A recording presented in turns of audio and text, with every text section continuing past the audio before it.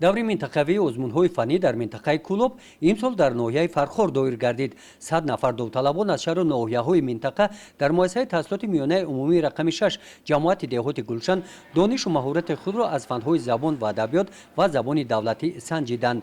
иштирокчиён хонандагони синфҳои 11 мебошанд.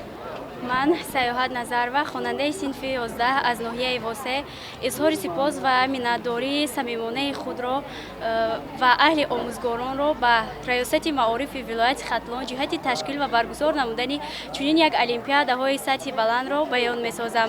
المپیاده‌ای که امروز برگزار شده است بسیار شفاف و در سطح بلند برگزار گردید و ما خوانندگان باوری کامل داریم که در این دو نیز غالب برآمده شرف و نام ولایت ختلان را رفته در سطح جمهوری بالا میبرداریم.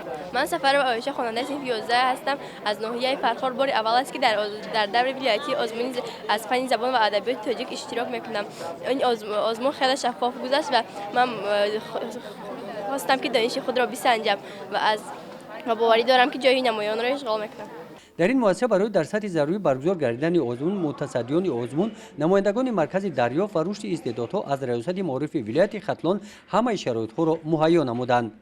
طبق قرار المپیادهای جمهوری ما دوره منطقه‌ای می‌گذاریم برای در دوره ولایتی اشتراک نمودن خواننده‌ها ما از هر یک فن تعلیمی 12 نفری برای دوره ولایتی پیشنهاد می‌نماییم. برای در سطح بلند گذراندن آزمون متخصصان برای آماده نمودن و شفاف گذاشتن المپیاده تست‌ها را در وقت‌های لازمی تیار نموده به المپیاده پیشنهاد می‌نماییم.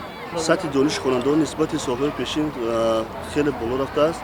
نتیجه نشان می‌دهد که سال به سال خوانندگان ما از فن‌های تعلیمی تعداد زیادی مدال‌ها از سطح جمهوری به ولایت می‌آورند. نتیجه‌های آزمون بعد انجام چهاربینی جنببست گردیده غالبان دوره ولایتی معین گردیدند.